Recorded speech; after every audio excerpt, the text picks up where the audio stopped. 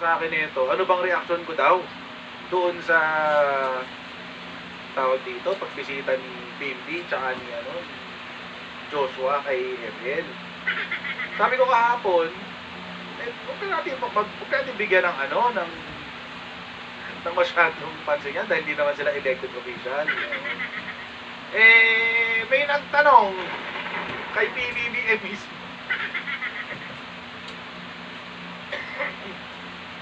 May mga nagtanong dahil kay PBBM mismo, direkta siya. Ayun. Hindi nakatikim sila ng sagot. Nakatikim sila ng sagot. Ganun lang makasimple yun. Anyway, balikan natin yung kwento kahapon sa mga medyo nakatira sa ilalim ng lupa.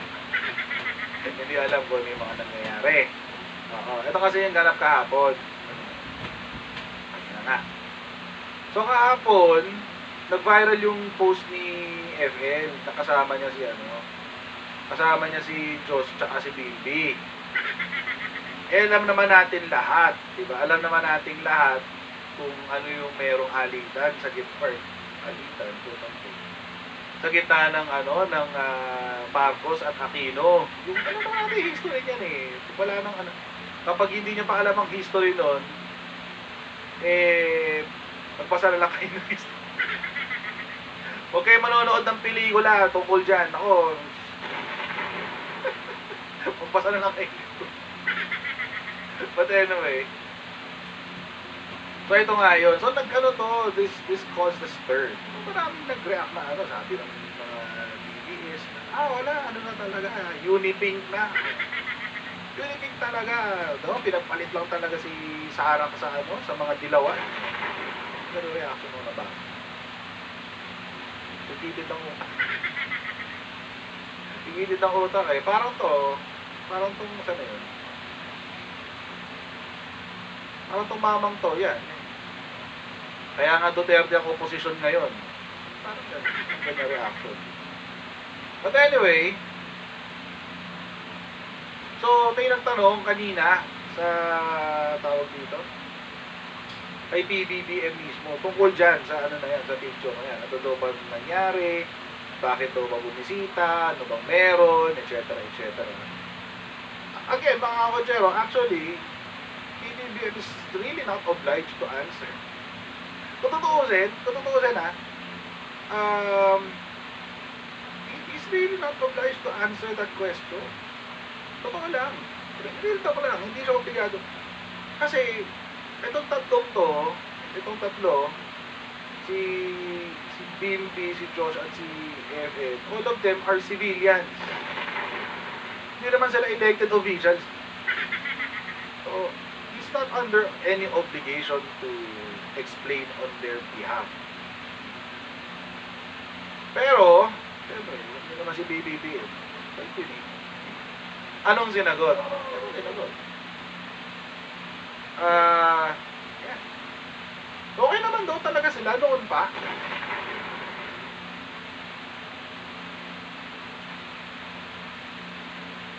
Okay naman daw sila noon pa. Saka nagpaliwanag siya na tita daw kasi nung dalawang bata, si FL. Totoo naman. Totoo naman yun. Ito yung balita. Ay tiyahin po ng dalawa. Sinagot din ng Pangulo ang tanong kung tapos na ba ang hidwaan ng mga Marcos at Aquino. At nakatutok si JP Soriano. The reason na pinuntahan nila si First Lady ay simple lamang. Mismong si Pangulong Bongbong Marcos na ang nagpaliwanag sa kung bakit binisita si First Lady Liza Araneta Marcos nina Josh at Bimbi Aquino, anak ni Chris Aquino.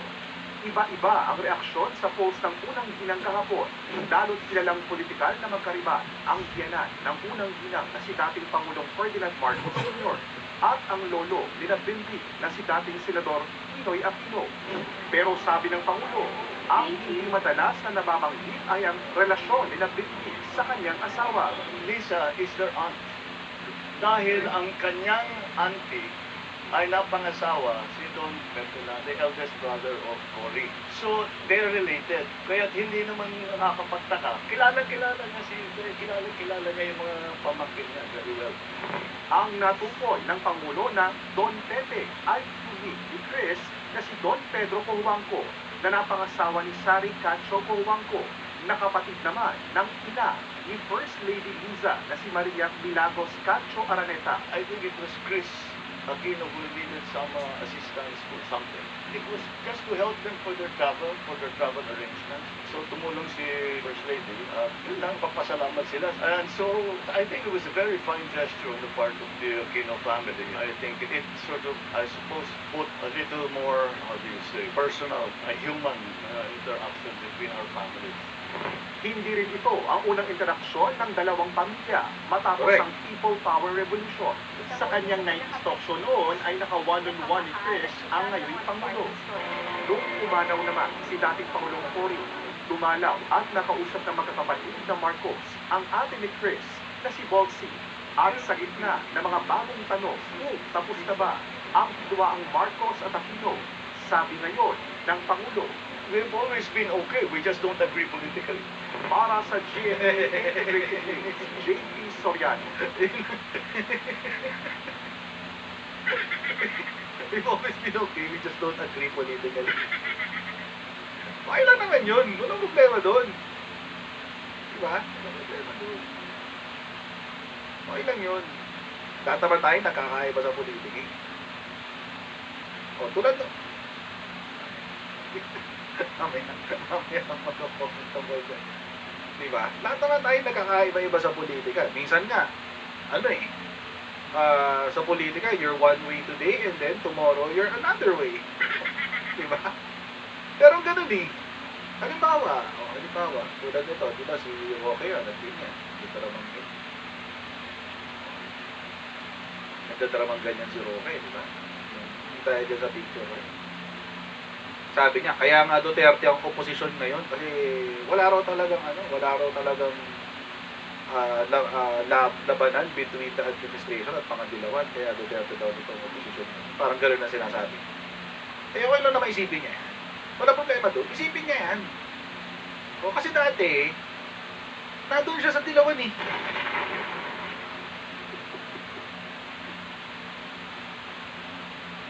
Dati kasi, nasa Dilawan siya. Nandun siya sa kampo ng Dilawan. O.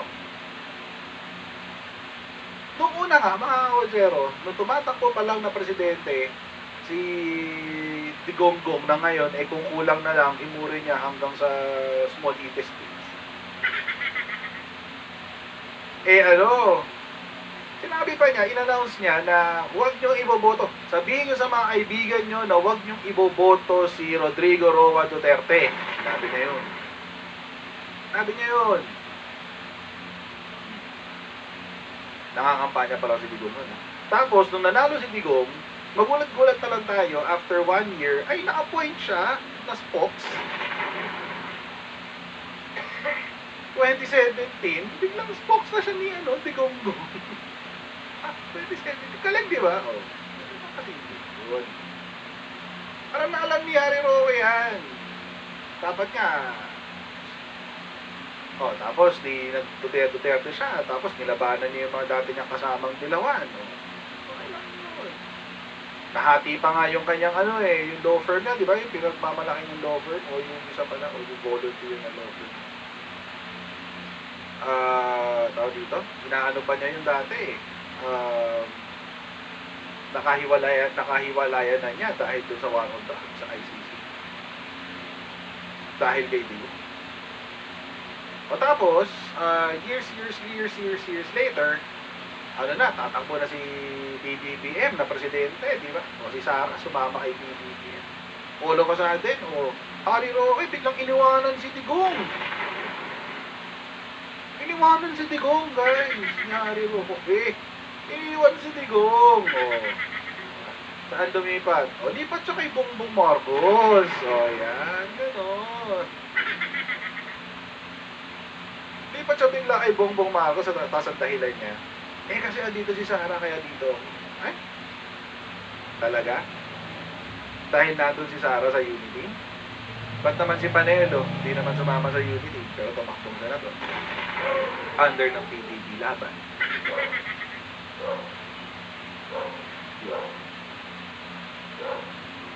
Pero naman makasimple yun eh.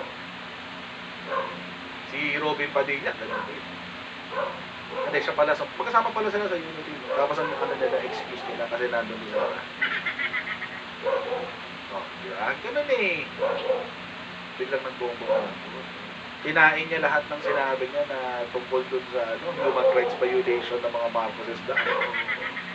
Pinagtanggol pa yung mga dating isinusulong niya na ill-gotten wealth doon ng mga Marcos.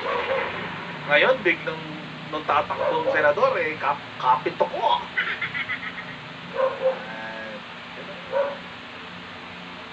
Tapos, ano nangyari after? Tapos ng eleksyon, natalo. Hindi ko alam what the circumstances are. Pero, all of a sudden, nung una, siguro mga first year and a half, tanggol-tanggol pa siya kay BBM nung una. Hindi ko alam, baka may iniintay eh, di ba? Could be anything. Baka umaasa ng grasya mula sa hapag. Di ba? Baka naghihintay ng mga tira-tira mula sa lamesa ng palasyo. Hindi natin alam. But anyway, nung hindi niya nakuha yung grasya, ano nangyari? Balik tayo kay Digong. Ano nakalibre? Tapos ngayon, biglang digong na naman siya. Hindi ko alam kung ano magiging posisyon niya sa next na election. Kung kaninang naman siya kakapit.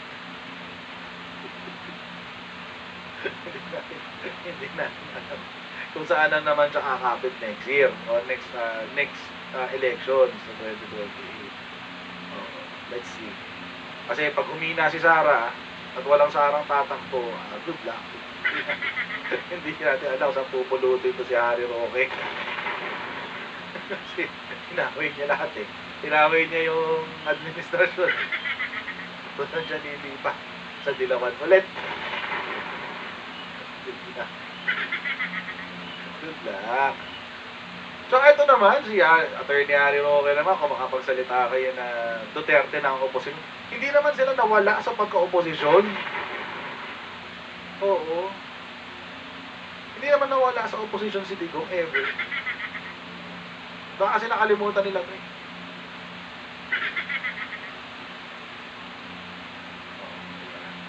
Sip pa sila kay Mar Rojas. Ito yung 2010 elections. Ito yung 2010 elections. Diba? Galing naman nga.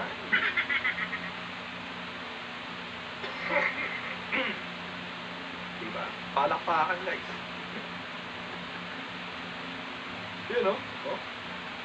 Makikibato pa si Digong. Asa na? Ito wala yan. Ang araw. Tapos, si Digong, pak! Hindi ko alam kung ano inaayos ang damit ni Marojas eh. Diba? Anyway, ayun, hindi na ito Digong eh. Diba? Tapos, nung na-realize niya na kaya pala niyang tumakbo mag-isa, itong si Digonggong, di nagsulo siya. Di pa siya PDP laban, which by the way, is still an opposition, ha? Well, during that time, administrasyon ng PDP laban kasi nung nakaupo nun si Panot. Nakaupo nun si Panot. Magkapatid yun. Liberal Party tsaka PDP laban. So, sila yung sila administrasyon. So, di pa siya PDP laban, alis siya ng Liberal Party, itong si Digonggung. Di pa siya ng PDP laban, tapos, hindi na niya nilayasan. Ninakaw niya yung legacy ni Nene Benitez. Ninakaw sa anak. Tigas ng mukha ni Digonggung. Ibang level lang kamalangyan talaga ng si Digonggung. Diba? Diba legacy yun ng legacy yun ng ni Nene Pimentel kasi ang nagtatag si Nene Pimentel at saka si pangalan niya Ninoy Aquino. Oo. Yung laban na part, yung laban Ninoy Aquino yun, yung laban. Yung PDP, Partidong Demokratikong Pilipino, yun yung kay Tumiti. So, nung naging chairman siya, ay, na-addict. Hindi na binalik. Hindi, akin na to. Usurper eh. Ganun talaga siya mag-isip, no? Ano siya, destab. Ganun talaga siya mag-isip. Utak utak destab. Utak magnanakaw.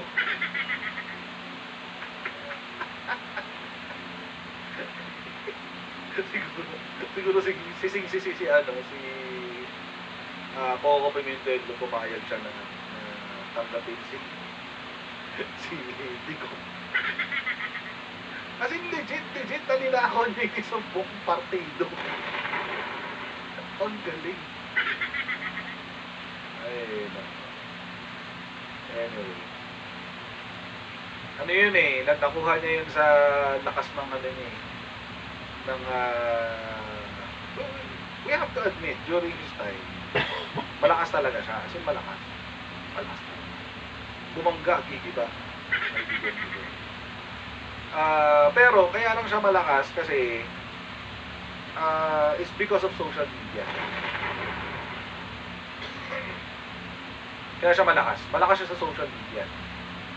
Mahina siya sa mainstream. Kasi yung mainstream galit sa kanya. Pero malakas siya sa social media. At bakit na ba siya malakas sa social media? Kasi, in fairness, yung troll farms na binuo on his behalf ay napaka-epektibo. Pero talaga yun, Barbie, no? Pag troll farm talaga yung mga Barbie. At hindi eh. Ang bilis nagkalat ng messaging eh. So, salamat po sa super chat, ng Barbie. Pero baka mag-ismita ako kanina. Si Ma'am Weng din, ayan. Salamat po sa super chat. Yun. Kaya hindi na niya nabawi. Hindi niya nabawi. Kasi. Pero nung ito, wala na. Hindi na kontrolado ng troll farms yung social media. Wala na eh. Wala nang troll farms. Well, may troll farms pa rin, pero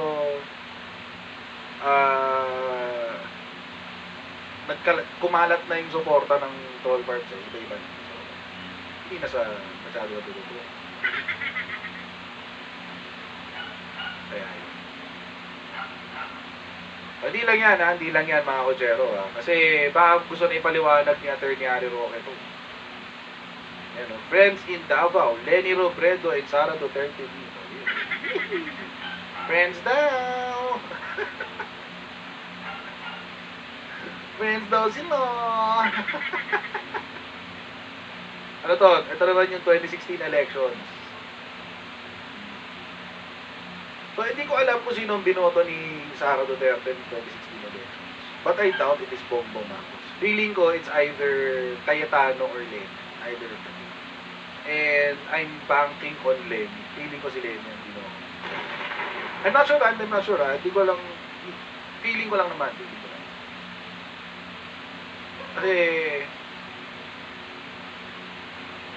ang katandem kasi ng tatay niya noon, si Cayetano, di ba, noong 2016. Tapos, dito sa picture na to, nung tinanong siya, sino daw iboboto niya bilang vice, wala pa rong sinasabi yung tatay. Pero alam naman natin, mga kochero, na yung tatay ay si Cayetano ang vice-presidente. Kung totoo yung mga kwento tungkol kay VP Sara, I don't think iboboto niya si Cayetano. Kung totoo yung mga kwento. Kasi, si Cayetano, hate niya yun eh. Ramdam na ramdam ni Kakawatano yung pagka-hate ni Sara. So, lalo nung nagkaroon na ng issue na meron dalawang house speaker. Ang weird nga nun eh. Ba't pumayag si Digong sa ganong klaseng setup? Weird. Anyway. So yun. So, I have a feeling na ang binoto niya noong 2016, si Lenny. Hindi siya magpa-Marcos. Wala sa ano nila yun. Wala sa peripheral nila yun. Kahit si Amy Marcos pa ang pumundo ng kandidatura ni Digonggo. Hindi yun ang Bongbong Marcos. Ikaw. Sabi na, matigas daw ulo ni Sara.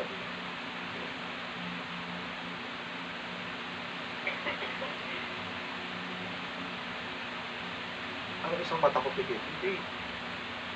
Mukha lang nakapikit kasi dito ko nakatingin. Ayan. Ayan o. Ito. Ito. Hindi nakapikit. Malamlam lang talaga mata. Anyway. So yun. Tsaka kasi best friend sila ni pangalan niya, Velasco. Kaya nung nagka-issue dun sa House Speaker,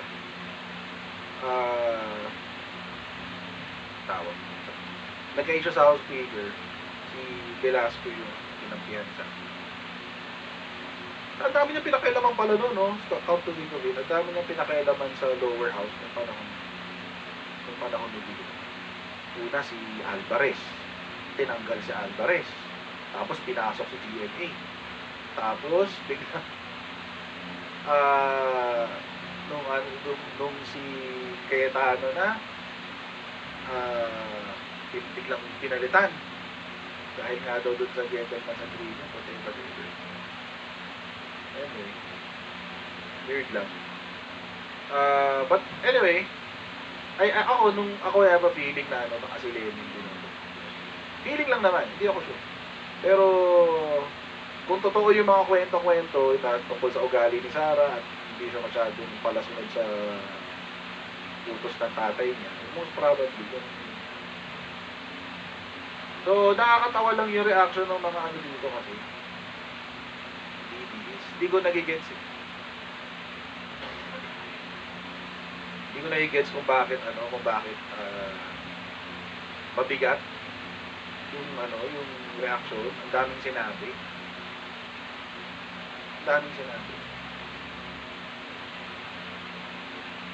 Bakit? Nakita ko yung mga ibang post eh. Sabi, wala.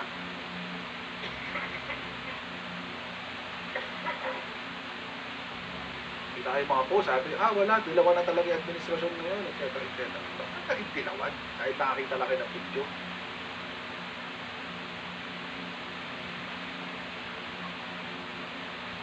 Doon yung panahon pala ni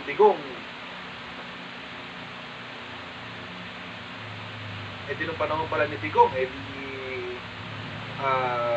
Yung administrasyon natin, NPA. Dami niya in-appoint na NPA. 5. Buti nga, hindi na-approve. Hindi pumasa sa commission ng appointments. Hindi ko gets eh. Hindi ko naiintindihan.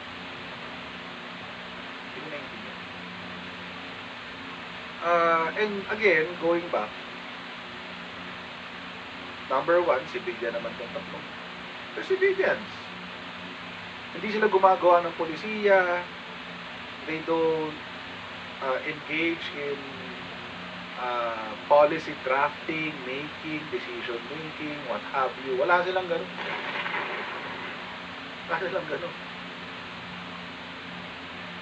Hindi ko lang alam kay si Lisa meron siyang mga proyektong sarili na tayo. Kasi first lady. So, meron siyang mga proyekto niya, yung Love for All, which I think she could do better than Love for All. Whatever works for her. So yun. Ang pangit lang kasi na bakit lahat ng ito mga DPS na to masyado na kayong nahawa sa utak ng tatay Digong. Talim intriga sa lahat ng bagay. Talim intriga talaga sa lahat. Hindi na lang nila hayaan na Lalo na yung mga bata. Lalo na yung isa dun sa mga bata, di ba? Kasi sana ako matatanda na yun. Kaso hindi, mga bata pa lang. Pinatulan niyo. Ginamit niyo pa sa mga kalokohan. Anong alam nila sa dilaw? I mean, seriously, think about it. Think about it. Anong alam ni Bimbi tungkol sa dilawan? Hindi nga nakaranas ng rally sa kalsada yan. Diba? Hindi nakaranas yan ng rally sa kalsada. Hindi nga na, feeling ko nga, hindi tinatabla ng sinag ng araw yung balat niya. Naaarawan ba yung batang yan? Hindi natin alam. Oh. Si Joshua, alam natin yung tatay niya, Didi. Kasi ano, Didi chat pa rin. Diba 40. Salamat sa super chat, 40.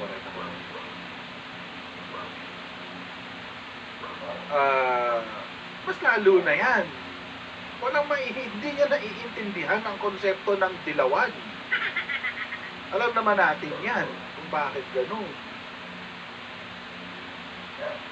Diba? Huwag na natin pag-usapan yung pagiging special. So, spare the children from this. From the malicious political dynamics of the Duterte Palaura.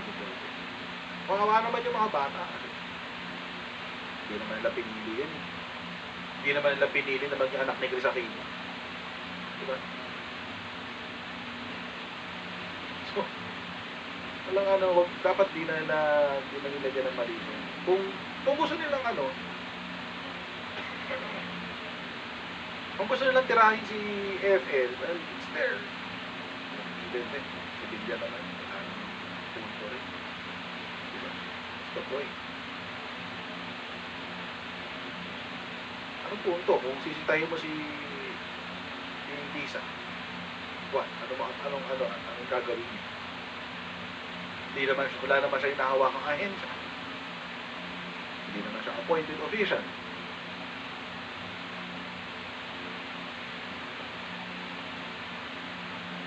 So, akin na yan, spare the civilian. Lalo na yung mga bata.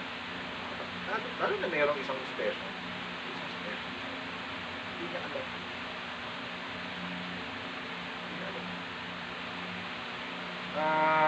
Whatever, Odysseus, whatever, I don't care. Civilian pa rin siya. Whatever.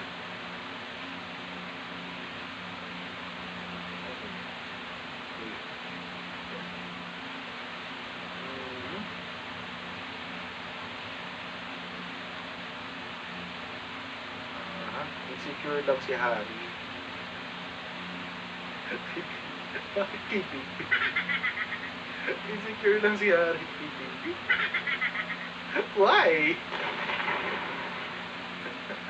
Resign daw si FL bilang asawa ni Bibi.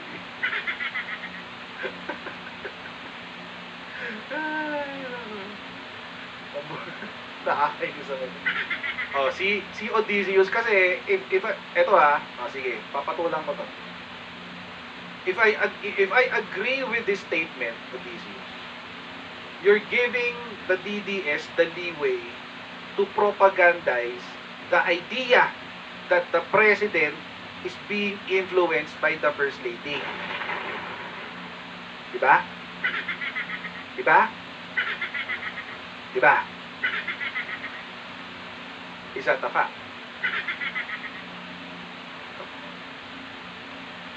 Yan ang nga yung kinikriticize kay PBBM eh. Tapos yan pa yung gusto may papaniwala dito sa chatroom dito. Hell no. Civilian is civilian. Ikaw, gusto mo paniwalaan mo, walang problema. Eh, kahit naman di presidente si kahit naman di presidente si PBBM. Dahil asawa siya, may influensya naman talaga. Kahit pa. Pero not on policy. Her standing as an FL should not influence Philippine policy. Yan na nga yung sinasabi ng mga DDS, tapos susundan mo. Ano ba?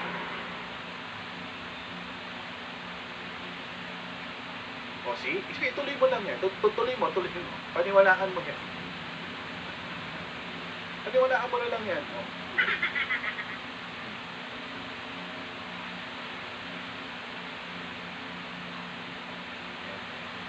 Isa meron talaga mga ganyan eh. Yun yung mga tawag ko dyan, mga hyper-loyalist. Di ba ano lang? Lahat ng nakapikit kay Bongbong Marcos dapat. Hindi ko masasabing di okay si FL. Nasabi ko lang, tulad nun. Should I give it, should I dignify that kind of a statement? It should not be something that we should be okay with. Hindi tayo dapat laging okay sa gano'n, na yung asawa ng presidente ini-influensyahan yung decision making niya. No, should not be okay with that.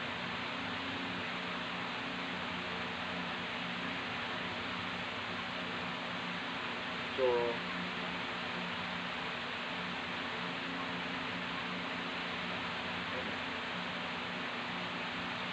naalala niyo si who's that guy?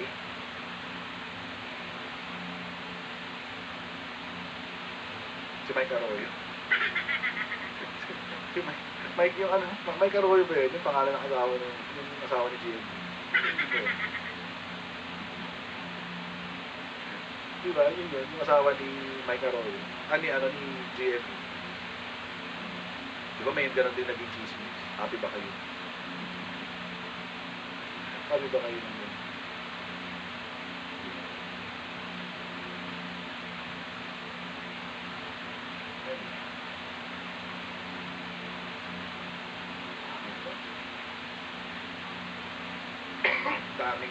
daming masasamang chismis during that time. Daming masasamang chismis. Grabe. Hindi ko nga alam kung iba doon totoo eh. Kasi yung iba ang lala eh. Ang lala kasi talaga eh. Si Jose Pidal. Correct. Si Jose Pidal. So,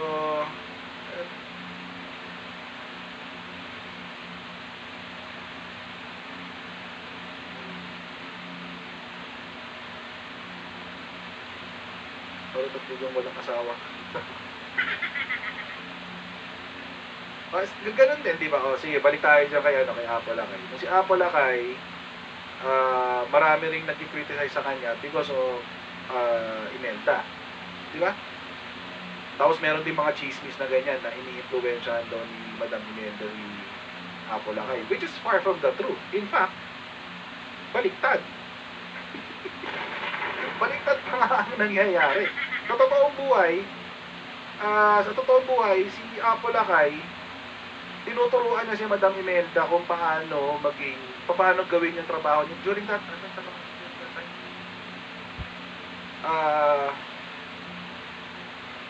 hindi parang MMDA pero hindi siya MMDA. Ano ba yung pangalan niya nun? Parang siya yata yung sa DSUD nun, sa housing. Nung in-appoint siya. Siya yung sa housing nun. Governor, iba pa, isa pa. Maliban sa governor, iba pa. Human settlements. DSUD niya, DSUD. Yung DSUD ngayon, Department of Human Settlements and ano yun? Yun yung Ministry of Human Settlements before. Yun. Tapos, binigay sa kanya yun yan. Apo Lakay. Sabi niya, trabahuin mo yan. doon siya nagkaroon ng idea sa police. Kaya meron tayong police ngayon. Ayan yan. So, the point is, it should be the other way around, di ba? Si Presidente, who is in politics, should be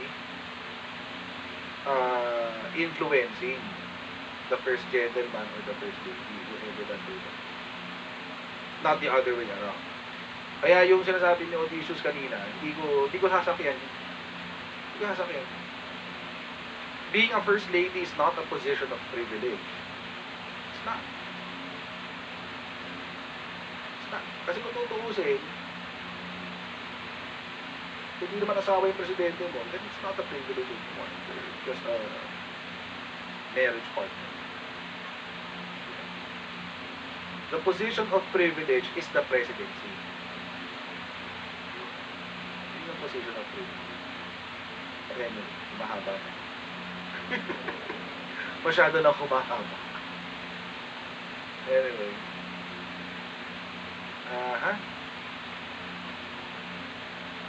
So, yun. Sige, pilit mo na lang yan. Pilit mo na lang. Paniwalaan mo na lang. Paniwalaan mo na lang. Gusto mong paniwalaan. Basta, huwag mo na lang ikalat dito sa ano ko, sa live stream mo. Ikaw na lang paniwalaan mo. Pati sa kanya.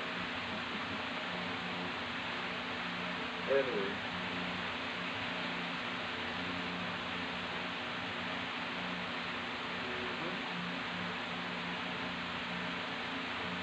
Going back.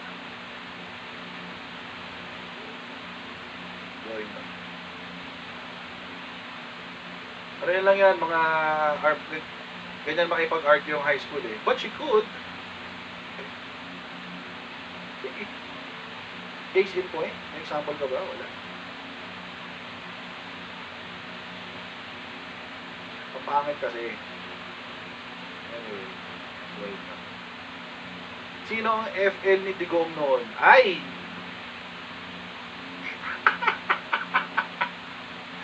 Gusto nyo ba talagang sagutin ko to? Gusto nyo ba talagang sagutin ko to? Ha?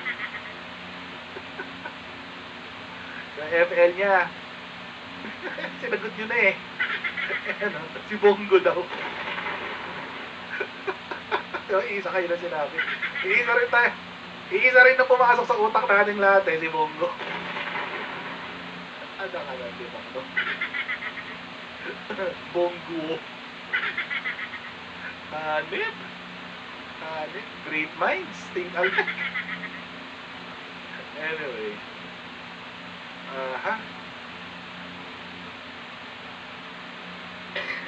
Mahirap yung ano, mahirap yung posisyon ni ano, ni Digong Dugor. Mahirap i-define kung sino.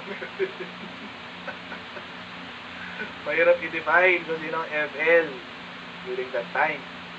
Kasi alam niyo naman.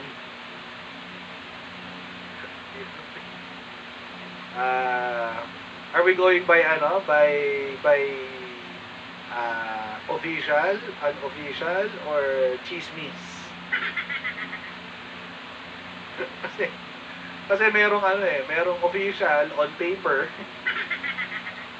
Tapos merong, wait, ano ba sila niya?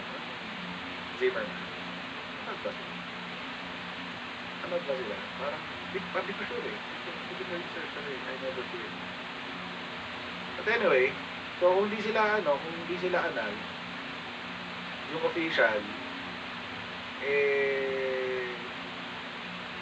annulled na. Okay. Wala siya. Wala siyang campaign. Wala. Kung annulled na, wala. Wala siya campaign. Kasi ano eh, kasi kailangan doon merit talaga. Legally recognized merit.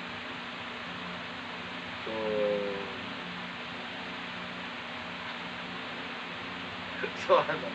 So wala siyang effort. Well, kung chismis, gusto ko pa mabuhay. Ay, may mga alam ako. May mga alam ako na kwento mo yun to. Hindi ko pwedeng sabihin. Kamamatay ko siya.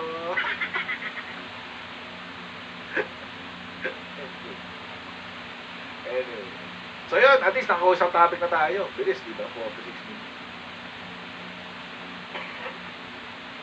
Actually, nung panahon din ni Tito, may chismis din akong alam. May mga chismis din akong alam. Kasi let's just say ano na may mga ano doon, yung mga sinasabi nilang jowa, ano lang yun, front lang.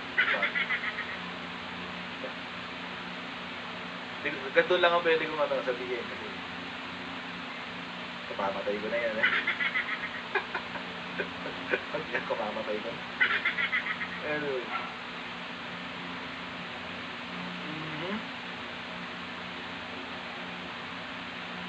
Totoo yung sinasabi ni Attorney Larry.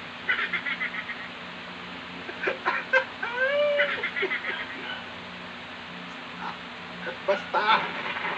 Ayoko! Ayaw! Huwag niyo akong pilitin. Hindi ako mapipili. Bulong ko na lang, Reyes. Bulong ko na lang. Baliw eh. Anyway.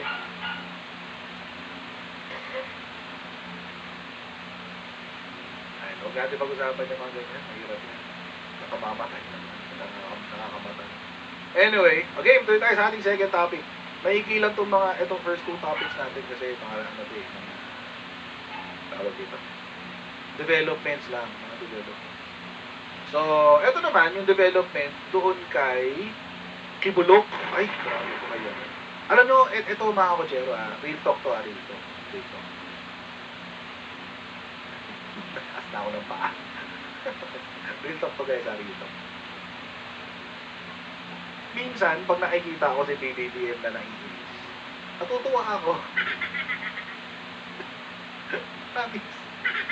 Pag nakikita ko siya na nag-aangas, naiinis, nagsusuplado, parang, uy, bihira yun. Parang gusto ko, mas mapadalas yung ganyan natin, Mr. President. Kasi, matindi eh. Matindi eh. Parang tsaka siya. Tawag dito. Kahit na siya, kahit na nagagalit, naiinis. Very, statesman. Very statesman pa rin yung dating niya. Hindi siya yung galit siya pero respeto pa rin. Pero kasi yung mga paggalit, nakakabwisit, sarap panatan, sarap pakinggan. Or di ba, pag si Digong galit, di ba, yung nagmumura. Siya kasi, si Digong, nung natutuwa pa ako sa kanya, kapag nagagalit siya, tawa ako ng tawa. So, tawa ako ng tawa. Kasi bakit? Kasi mura siya ng mura. Mura siya ng mura. Tapos kung ano-ano pinagsasabi niya, parang siyang komedyante. Yung rants niya kasi nakakatawa. So, ganun si Digong dati. Pero over time, lalo na sa akbang ng maisog, pag nagagalit siya, parang nakakairita na lang. Pag nagmumura siya, parang, ay, sakit sa tenga, ganun pala yun. Ganun pala yun. Yan pala yung kinatutuwaan ko dati. Ay, goodness, mga tanga pala.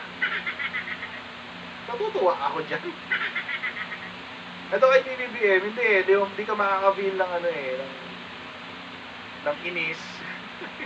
siguro si PBBM yung tipo ng tao na kapag minura ka, wala kang gagawin. Tatahimik ka na lang. Hindi ko alam, pinagmumura sa PBBM. Ganun pa siya, siguro sa, tanong ko mga kakilala niya, kung narinig na nila siya PBBM magmura.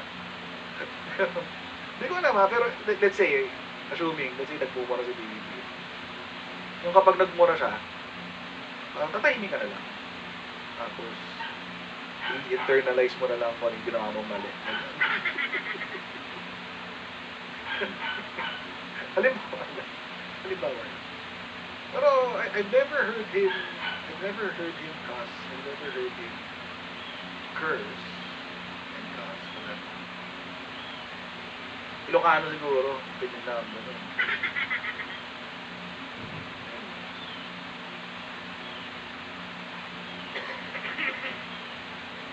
So, yun. Pero kanina nga, nung napanood ko yung video, yung interview sa tungkol kay Kibulok, na ano eh, ramdam mo rin kasi yung ano na, yung parang frustrated na din. Frustrated na rin kasi sila eh. Alam nyo, hindi ko rin sila masisi. Kasi nakakairita kasi talaga itong grupo ng Duterte. Kung naiinis man si BBB, hindi ko siya masisi. Kasi nakakairita talaga sila. Lalo sa topic ni Kibuloy. Nakakairita sila talaga. So, hindi mo rin siya masisi. Anyway. So, ito, ano lang, konting ng araw na natin pinag-uusapan. Pero, balik tanaw na lang, konting history. Let's put this into context. Kasi, para hindi tayo nami-misinterpret. 2 days ago, nag-offer ng 10 million reward. Ang nag-announce, ang ating DILG. Ang nag-announce, DILG. Si Benher Abalos. Tapos, sabi niya, ito rong 10 million peso na reward was pulled from different private individuals. So, ibig sabihin, marami nag-contribute. Hindi ko lang alam kung gaano yung marami na yun. Gaano karami yung marami at kung sino yung marami na yun. Pero marami nag-contribute. Pero pwede rin kasi 4 lang, diba? Tagtutupoy pa. Pwede na yun. Marami na sila. Diba? Or, tigo 1 million. Kasi kung total niya 15 million eh. Total niya 15 million. So,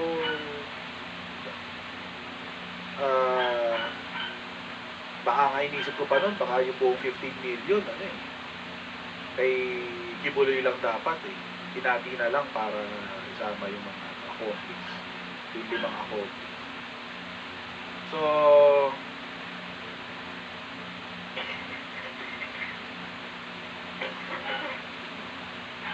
yung 10 million pesos nga, all of them daw are from private individuals. Individuals plural. Although kaya naman niya ng isang tao lang. Circle si BBB. Kahit si, let's say di ko sinasabi si Anton Lagdameo. Pero, hello, Anton Lagdameo. Diba? Hello, Enrique Razon. Sino ba ba? Yung mga potential na pwedeng mag-sponsor sa kanya. Hello, Ramon Ang. Hello, Manny Pangilinan. Diba? Bilyonaryo yung mga. Lalo na si Enrique Razon. As in, bilyonaryo talaga. Chavit Singson, isa pa yan. Namimigay lang ng nag-birthday lang siya, pinarapol niya. Magkano yung pinarapol niya ng birthday niya? Si Chavit? Well, anyway, whatever amount that is. Ayala. It could be any one of these people. So,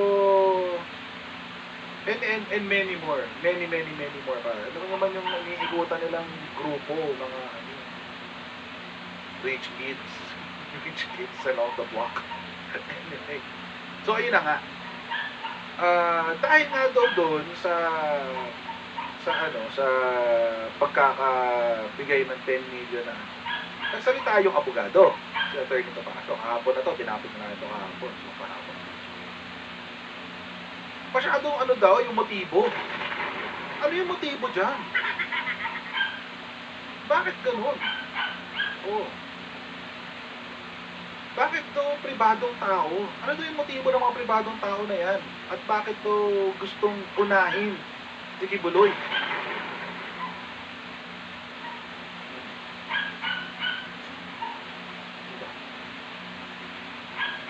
Uy, conspiracy theory, pwede yung US government. Conspiracy theory yan. Masyadong conspiracy theory yan. Pero, number 1, it is not allowed. Yun ang hindi pwede kasi foreign intervention. Bawal yan. Pero syempre, if it is the US government, hindi na papala. If it is the US government. Pero, malabo yun. Hindi pa pahig si PBBM na kasi kasiraan ng Pilipinas yan. Yan. Conspiracy theory yan. Pero pwede natin paglaruan sa isip natin.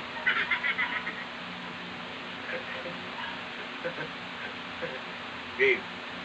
So, ano ba? So, sino daw ba? Una, sino? Sabi ni Atty. Taparo. Sino at ano yung motibo?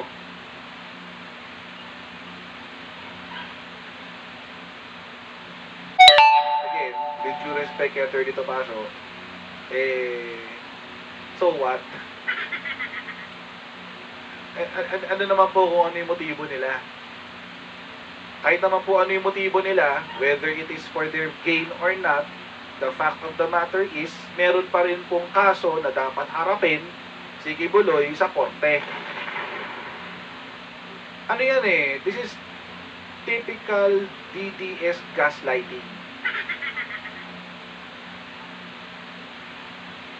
That's typical DDS gaslighting. Papaniwalain ka na anong motibo nila? Bakit gano'n? Eh, wait lang. Kasi huwag sa motibo, kung ito para sa kasiraan ni Kibuloy o hindi, may kaso pa rin naman siya eh. Hindi naman na-dismiss yung kaso. So what?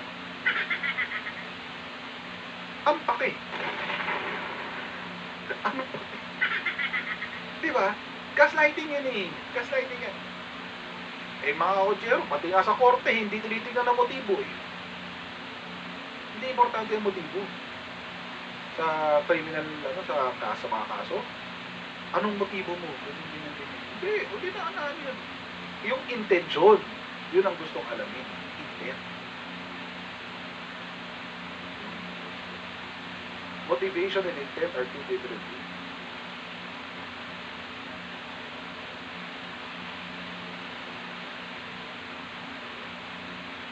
Motivation is why you do what you do. Bakit mo ginagawa? Yung ginagawa. Yun ang motivation. Yung intent is anong nangyari, anong nagtulak sa'yo para gawin yung ginawa mo. Yun ang intent. So, okay. Sa korte, ang inaalam sa mga criminal case, ang kailangan mong patunayan, yung intent. Ano yung nagtulak? Hindi yung motivation. Kasi kung yung motivation lang, edi lahat ng magnanakaw, dismiss ang kaso. Bakit ka nagnakaw? Kasi po, gutom na ako eh. Nagugutom na po pamilya ko. Kawawa na po sila. Sila po yung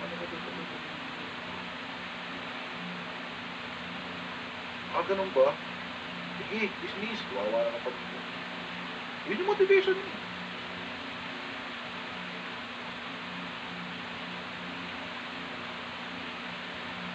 Sa korte, ang titignan, yung intent. Bakit ka nagnakaw? Nakita ko po kasi yung pera eh. So, nakaw.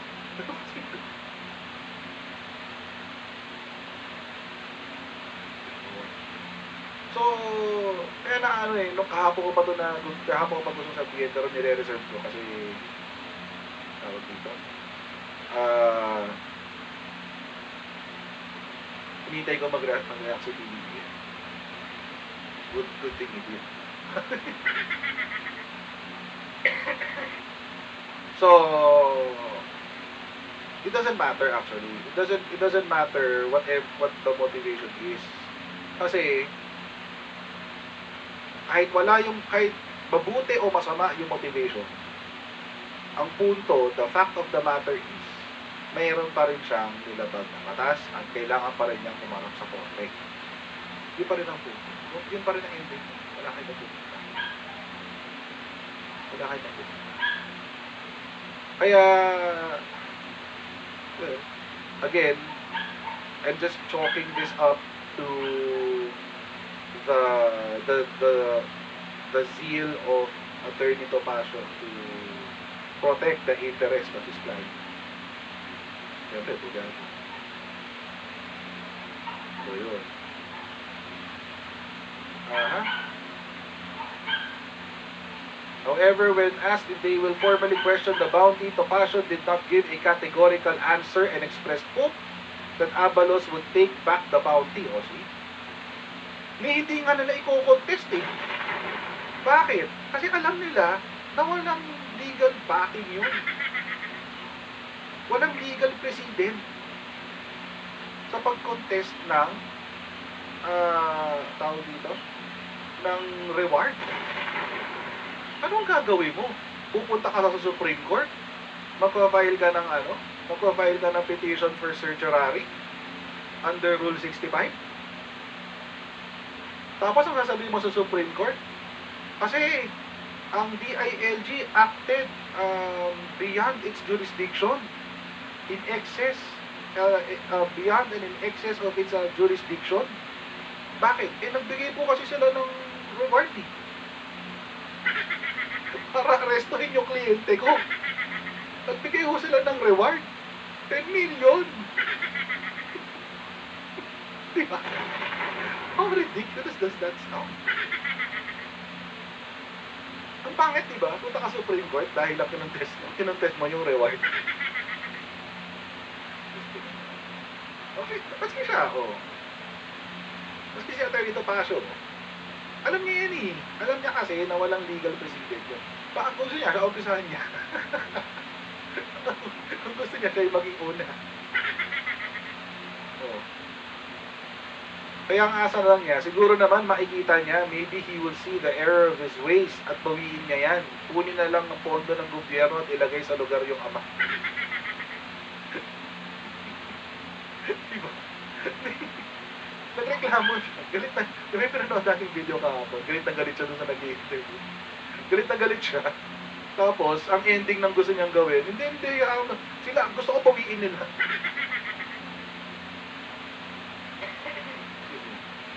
Diba? What the hell? What the hell? Ang weird eh. Ang weird. Pero tungkol nga dito, mga kotsero, ulitin natin ha, wala pa hong legal precedent that, as far as I know, sa mga nababasa ko sa law school, hindi ko pa alam, baka may mga mas batikan ng abogado sa akin, syempre, mga matatagal na, hindi pa naman ako abogado. Yung mga mas matatagal ng abogado, baka meron silang alam, pero parang wala pa yata ako naririnig.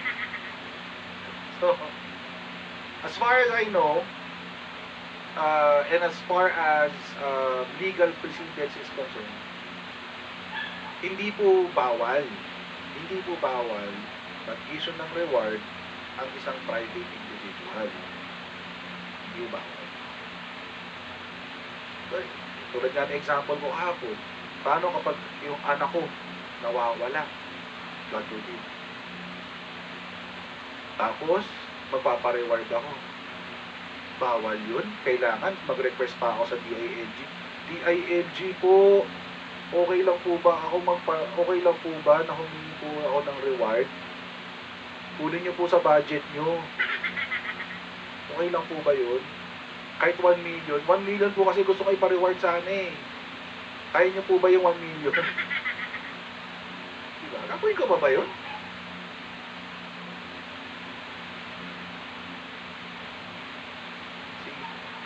See how ridiculous it sounds.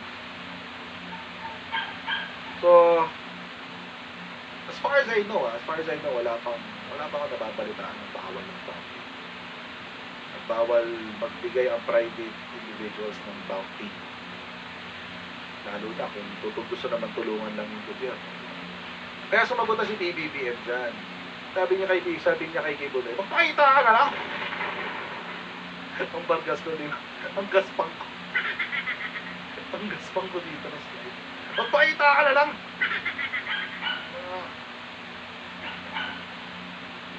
Pakita ka na lang! Ito yung balita. Hinahanap ngayon, walang ibang kundi si Pastora Apollo Kibuloy. Mismong si Pangulong Bongbong Marcos na ang humamon sa kanya na magpakita na at harapin ang mga kasong ipinupukol laban sa kanya. Nasa frontline ng balitang niya, si Ria Fernandez. Bakit hindi? Bakit hindi? They want to help us bring a fugitive to justice. Yan ang sagot ni Pangulong Bongbong Marcos sa kampo ni Pastor Apollo Kibuloy. Kinukwestiyon ang pagtanggap ng Department of the Interior and Local Government o DILG ng tulong mula sa mga pribadong individual para mabuo ang 10 milyong pisong pabuya sa sino mga makapagtuturo sa kinaroroonan ng pastor. Naharap si Kibuloy sa mga kasong child abuse and exploitation at human trafficking.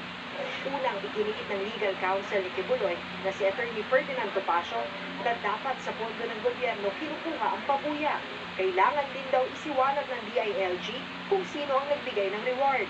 Dapat po malaman natin ang motibasyon ng mga taong yan kung bakit parang pinapauna nila yung warrant ni Pastor Kibuloy sa napakalaking pabuya when there are other persons accused of equally grave or even graver offenses na hindi naman ganyan kalaki ang pabuya. Wait. Gulo na sila. Masyado nang magulo yung ginagawa nila. So, ano bang issue? Ang issue ba is yung laki ng reward? Yung laki ng reward? Or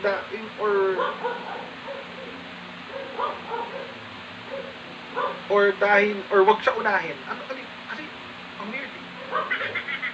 Sorry kasi ang sinabi kasi na Berito Pasio, para daw pinapauna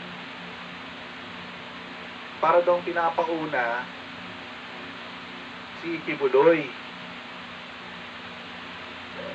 dahil daw dun sa laki ng halaga. Napakalaking pabuya when there are other persons accused of equally grave or even graver offenses. Why is that your concern? Kliyente niyo ho ba sila, sir? Kliyente niyo ho ba yung other persons din na yan? Ay, pala kliyente nito yung ito pasok. Ganun. Diba?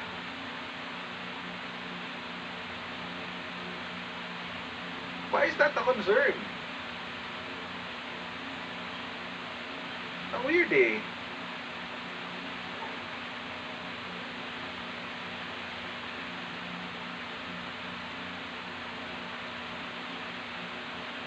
Weird eh. I mean, diba, kung ang i-argumento mo is dahil sa reward na yan, mauuna yung kliyente ko sa ibang kriminal, ha? Eh, trabaho naman talaga ng pulis hulihin lahat ng kriminal. Kanya-kanya lang ng diskarte.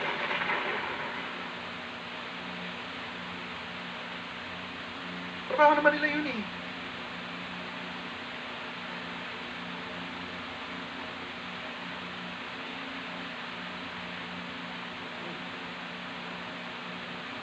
Parang ganito yan eh. Yung ito uso to sa mga rider, sa mga motorcycle rider. Shoutout sa mga riders dyan. Uso to sa mga motorcycle rider. Yung kapag tawag dito, pag may nahuling isa, tapos magtuturo, sabi, yun din bakit di mo inuli yun? Tapos sasagot sa iyo nung MMDA, ikaw inaputan ko eh. Sorry ka. Ikaw inaputan ko eh. Uhulihin yun dun. Ikaw yung nandito eh. Bahala. Tayo mag-usap. Ang weird eh.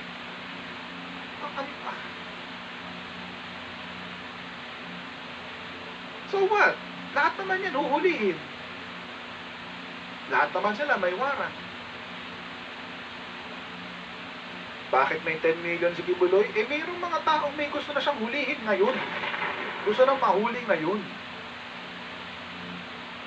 May mga taong gustong mahuli na siyang ngayon. In fact, mga kojero, feeling ko naman, buong Pilipinas, gusto na siyang mahuli. Wala na kayong kakampi. Seriously, I mean, may kakampi pa ba si Kibuloy at this point? Maliban kay Digonggo, which we all know, mga kojero. Well, may nasagap akong info kanina. Hindi ko alam kung dapat kong sabihin kasi baka ikamatay ko rin. But,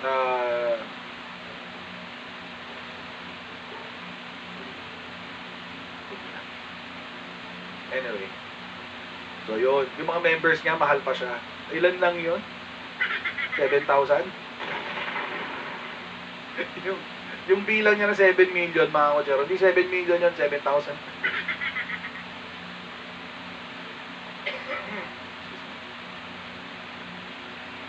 So, yun. So, I mean, lahat naman sila criminal pa rin. Lahat sila may warrant pa rin. Nagkataon lang na para kay Kibuloy, may mga taong gusto na siyang mahuli, asa. Kaya nagbigay na sila ng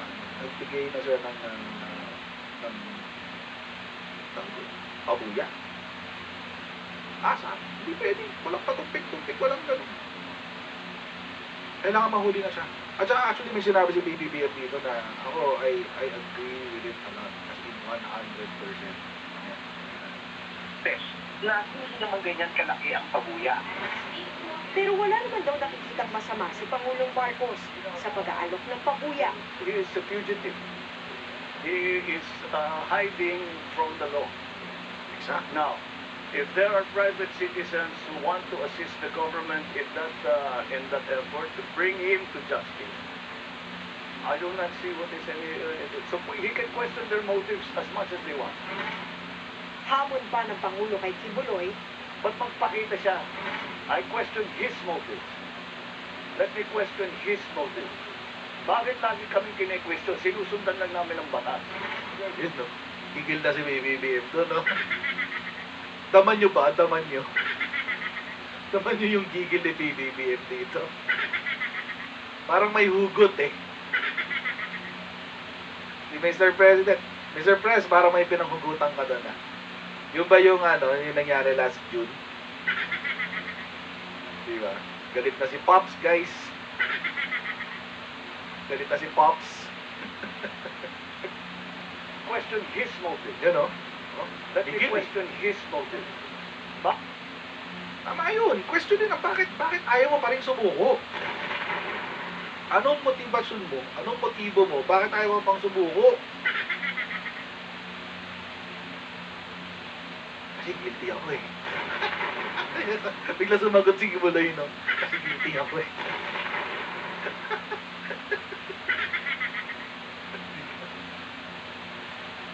Gusto? Umamin bigla. Sinabihan ng banal na spirito bigla siya. Si Kibuloy na paamin.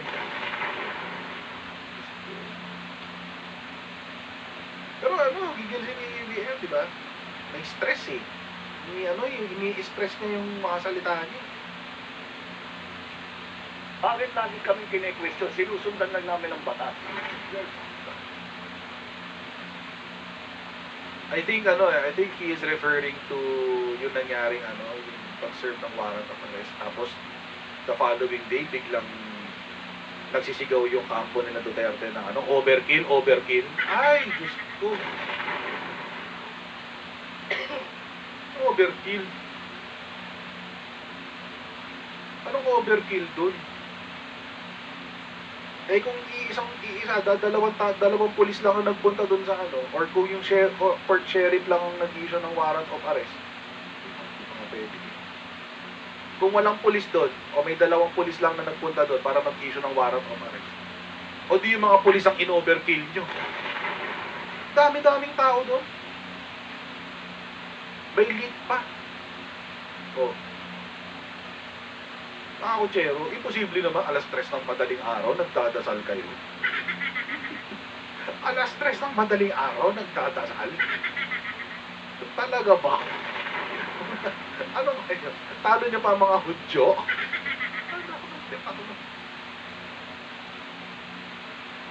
Correct, kuyog yun. Kuyog yun. Sure yan. Nakapagharang pa nga kayo ng fire truck, eh. Binoter cannon niyo pa yung pulis. Sino nag-overkill?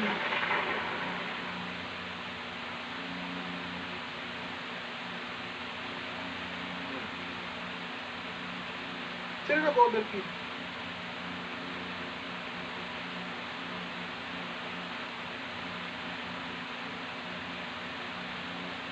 Tapos, ang kukwestiyonin, yung motibo ng gobyerno. Eh, simple lang naman ang motibo ng gobyerno. Arestuhin si Kibuloy. Bakit? Bakit? Paano mo na masasabi yan? Paano mo nasabi yan? Napapasa mo mga puso nila? Hindi. Pero marunong magpasa ng warrant of arrest. May warrant na sila eh. Ano ba magiging motibo mo? Hindi i-execute yung warrant.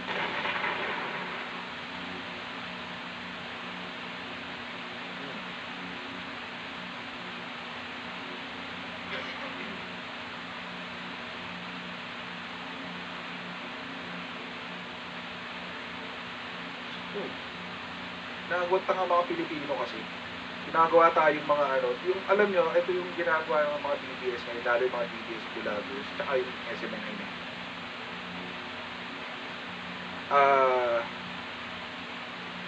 Gumagamit sila ng mga strategy para paisipin tayo na mali yung ginagawa ng gobyerno kay Kibuloy. When in fact, everything is being done by the book. For example, yung arrest na yun, sasabihin nila, wala kang search warrant, hindi kayo pwedeng pumasok. Eh, magsuserve nga ng warrant of arrest. Oh. May warrant of arrest ka na. Hindi naman naka-indicate sa rules of court na kailangan magkasama yung warrant of arrest tsaka search warrant. Eh, may information na nandun sa loob ng bahay na yung si Kibuloy.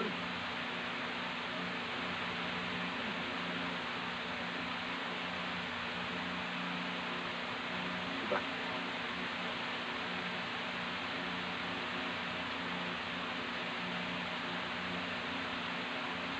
So, they followed the book, tapos, sila pa rin nagmukhang masama. Yun yung sabi ni BBM.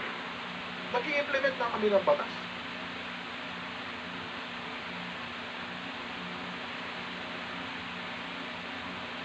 Tapos kung questionin nyo yung motibo ng administrasyon. As if si PBBM ang kailangan humarap sa korte. Sino ba dapat humarap sa korte?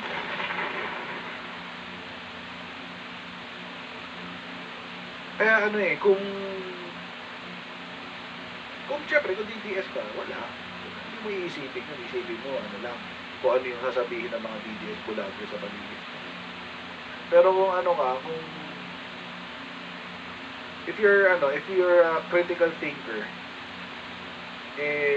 isipin mo, bakit ba ayaw niya sumuko? May warrant of arrest na siya. Bakit ba pinagtatanggol pa rin ng mga tao yung pagtatago niya? Pugante na nga siya, pugante.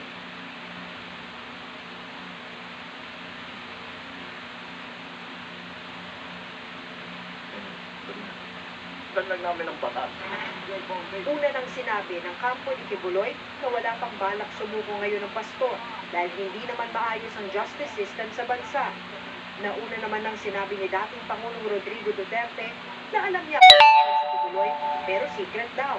Babala naman ang Department of Justice tungkulin ng publiko na makipagtulungan sa mga otoridad lalo kung may nalalaman sila tungkol sa isang pugante dahil kung hindi, maituturing silang guilty ng obstruction of justice. Pinag-aaralan ng PNP kung may pananagutan din ba si Duterte.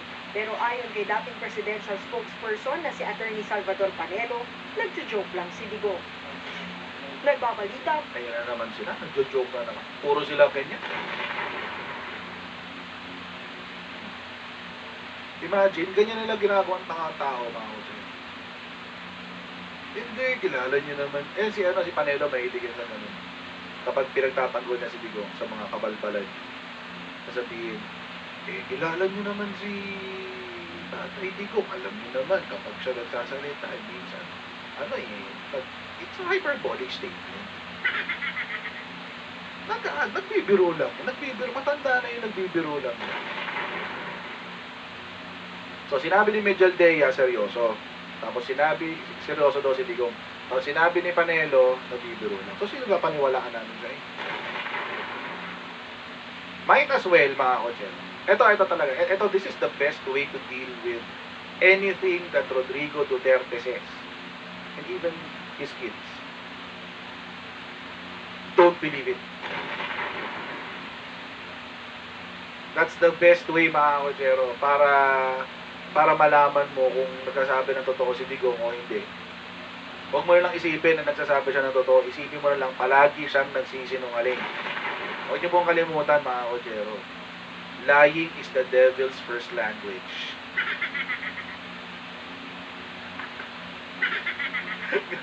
Ganun po. Ganun po yan, guys. Huwag niyo kakalimutan yan. It's a fact. Ganun ha.